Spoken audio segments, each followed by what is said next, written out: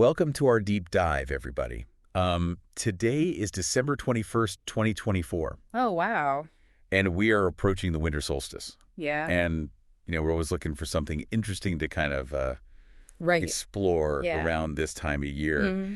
And we came across this video from shaman Jon Rasmussen. Okay. And he had some really cool ideas about finding joy.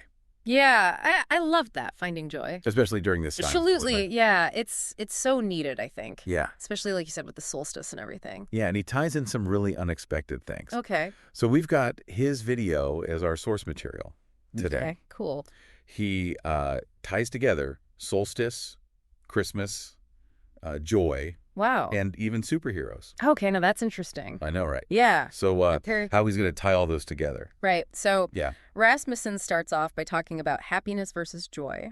Okay. And he really emphasizes that happiness can be kind of fleeting. Right. It comes and goes depending on what's happening. Yeah, yeah. Like it's dependent on, external things. Exactly. Yeah. But joy, he says, is something different. Okay. He calls it a deeper connection, Mm-hmm. a soul-level experience. So that's a good distinction.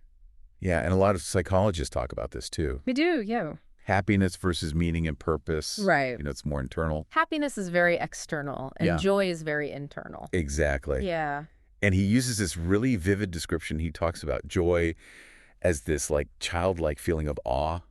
Oh, I like that. That's hard to explain. Yeah, but I think we've all felt that. We have. Yeah. It's just that pure sense of wonder and connection.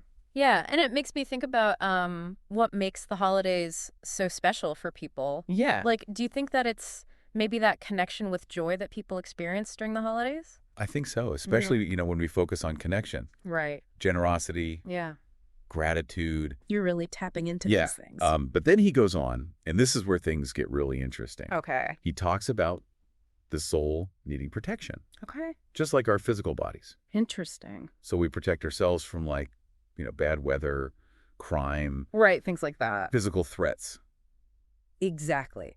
But he says there are other types of attacks Okay. that can impact our souls. Oh, wow. And that's where his perspective as a shaman comes in. Right. Yeah. Like he's bringing in that lens of the unseen. Yeah. Yeah. And it made me think about all those times when you just feel drained Oh, yeah. by negative energy. Totally. Whether it's from other people or just like challenging situations. It's like Yeah. your energy is being affected. Yeah, yeah. Maybe even your soul, he says. Wow. And he says the biggest vulnerability is actually guilt. Guilt. Guilt. Okay, so he's saying that guilt can actually weaken us in a way. Yes. Make us more vulnerable. Yes. Okay, that's interesting. And psychologically, Yeah. there is a link between guilt, shame, Right. and a lot of different mental and emotional struggle. For sure. So it's interesting how he's tying those together. It is. Okay. Now, for the part that might surprise you, Okay. he presents this really kind of unconventional view of Jesus Okay. focusing on his sacrifice Mm-hmm. as a way of taking on humanity's guilt. That is interesting. So he's connecting like an ancient story Right. with his understanding of the soul. Yes. Okay. And he even says, and this is a direct quote, if you go through this sacrifice, you will save everyone from guilt, protect their soul. Do you want to do that? Wow. And according to Rasmussen, this act of sacrifice frees us from the consequences of guilt, allowing for soul-level protection Mm-hmm. and ultimately that deep joy, even in the midst of hardship. That's powerful. Right. Yeah. Even if you don't subscribe to like the religious aspect of it, Right. just the idea that someone would take on that burden for us Yes. is kind of a beautiful thought. It is. Yeah. And, thinking about the symbolism of the winter solstice, Yeah. light emerging from the darkest point of the year. Right. It's interesting how he ties that to the potential for renewal Right. and overcoming challenges. Yeah, definitely. I'm wondering, though, how does he suggest we actually apply this idea of soul protection? Well, he goes on to talk about practices like communion, Okay. taking in the body and blood of Christ. Right. But he emphasizes it's not just a religious ritual. Okay. He sees it as a symbolic way to Internalize the sacrifice. Hmm. Connect with the source of strength. Yeah. Remember that we're not alone in facing our challenges. It sounds like he's really highlighting the importance of gratitude Yes. and finding ways to connect with something larger than ourselves. Exactly. Like whether it's through a spiritual practice or community, Yes. maybe even just finding your purpose. Mm-hmm. Those things can be really powerful, Yeah. especially during challenging times. Yes. And it's like he's saying that even amidst the darkness, Yeah. both literally as we approach the shortest day of the year Right. and metaphorically Yeah. in terms of the challenges we all face, Mm-hmm. there's this potential for finding light and joy. And that's a really hopeful message. It is. But I'm also curious, does he acknowledge that, like, not all guilt is bad? Mm-hmm. Like, there's healthy guilt that can help us learn from our mistakes and Uh-huh. become better people. Right. How does he address that? Well, yeah, that's a great question. It seems like he's talking about the kind of guilt that weighs us down and Yeah. keeps us stuck, Yeah. prevents us from moving forward Mhm. and experiencing joy. The kind that like just eats away at you. Yes. Yeah. And he doesn't really get into specifics of different types of guilt, Okay. but he does talk about the importance of, facing our mistakes and learning from them. Yeah, like if we're constantly just beating ourselves up over past actions, Right. it's hard to be present. And find that peace that he's talking about. And he even uses this analogy. He compares Jesus to a superhero. Okay, now that's an image I wasn't expecting. I know, right?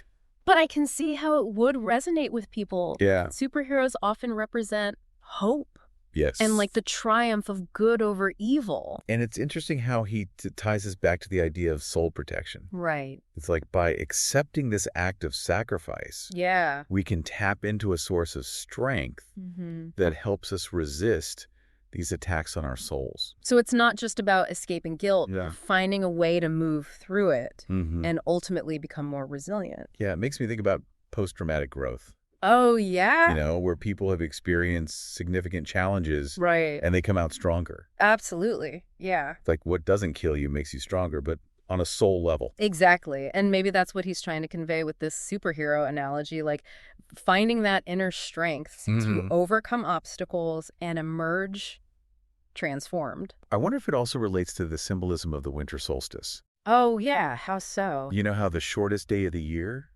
represents a turning point. Right. From that moment of darkness, Yeah. the light begins to return. Right. It's a reminder that even when things feel bleak, Yeah. there's always potential for renewal and growth.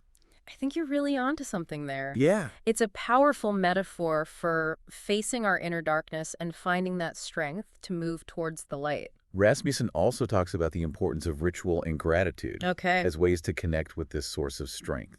Interesting. And he specifically mentions communion, Right. but not as a strictly religious practice. Okay. He sees it as a symbolic act of remembering Yeah. and giving thanks. I can see how that ties into his message. Yeah. It's about intentionally engaging in practices that remind us of our interconnectedness and the Right. things that we're grateful for. Yes. Even simple rituals like taking a moment each day to appreciate something beautiful or express gratitude can really shift our perspective and boost our well-being.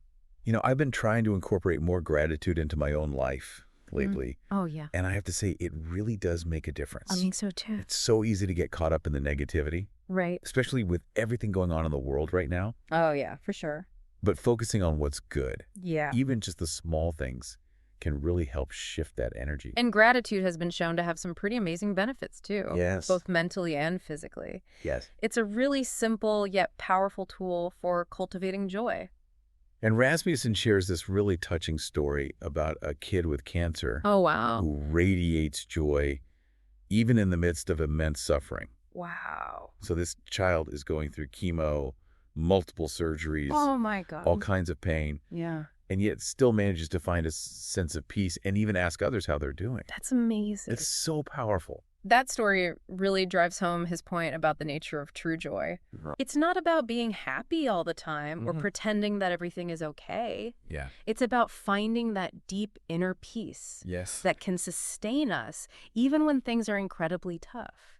And it makes me wonder, what is it about this child Yeah. that allows him to experience that level of joy Right. in such a difficult situation. Yeah. What can we learn from him? What can we learn from him? That's a great question. Right. And I think it's something worth pondering. Yeah. Maybe it's his ability to focus on the present moment, Mm-hmm. appreciate the simple things, Look. or to find meaning and purpose, even in the face of adversity. Maybe it's all those things. Yeah. It's like he's tapped into a source of strength Right. that goes beyond his physical circumstances.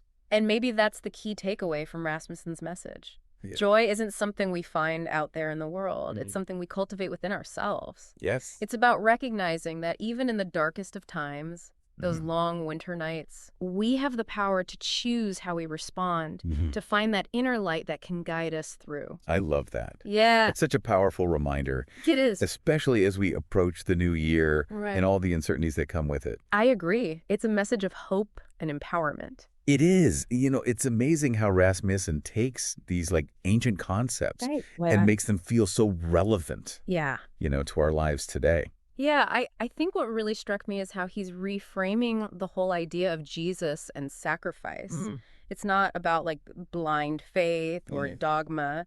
Right. He's presenting it as someone who offers like a path to freedom from guilt Yeah. and a connection to something much greater than ourselves. It's like he's saying, hey, even if you're not religious, Right. there's something powerful here. Yeah. A message of hope and resilience that can benefit everyone. Absolutely. And I think that's what makes this conversation so fascinating. Yeah. He's drawing on these ancient traditions and finding ways to apply them to like modern life, Mhm. especially during these challenging times. And let's be honest, we've got plenty of challenges in December 2024. Oh, yeah, for The world can feel pretty overwhelming at times. Absolutely. It's easy to get caught up in the negativity and lose sight of the good. Yeah, and that's what makes Rasmussen's message so timely. Right. He's not pretending everything is fine, Right. but he's offering a way to navigate Yeah. these difficulties Mm. with more resilience and grace. It's like he's saying, look, things might be tough, Yeah. but you don't have to let the darkness consume you. Right. There's another way, a Right. path towards inner peace and joy, even amidst the chaos. And that path, according to Rasmussen, starts with acknowledging the things that weigh us down, Right. like guilt and shame, and Yeah. finding ways to release them. And that's where his idea of soul protection comes in. Yes. It's about building up our inner strength so we can better withstand those attacks that drain our energy and steal our joy. He really emphasizes that joy isn't about ignoring the hard things or Yeah. pretending everything's perfect. Mm-hmm. It's about finding that inner peace Yes. that can sustain us Yeah. through difficult times. Yeah. Like that child with cancer, Right. despite going through so much pain, Right. he still radiates joy. It's such a powerful example of the resilience of the human spirit. Absolutely. And thinking back to the winter solstice, Right. it's like a reminder that even in the darkest time of year, Mm-hmm. the light always returns. Yeah. There's a natural cycle of death and rebirth, Mm. darkness and light Yeah. that we can tap into. It's a beautiful metaphor for finding hope and a renewal even when things feel bleak. Yes. And Rasmussen's message really resonates with that idea that even amidst the challenges, we have the power to choose joy, to Yes. find that inner light that can guide us through. It's been such a thought-provoking deep dive. It has. As we wrap up, is there anything that particularly stands out to you about Rasmussen's perspective? I think for me, it's that reminder that true joy isn't a fleeting emotion. It's a state of being Yes. that we can cultivate through practices like gratitude, forgiveness, Mhm. connecting with something larger than ourselves. Yes. It's a journey, not a destination. I love that. Yeah, It's not about achieving some perfect state of happiness, right. but about embracing the ups and downs of life with a sense of peace and resilience. Exactly. And that's a powerful message to carry with us, It is. not just during the holiday season, but throughout the year.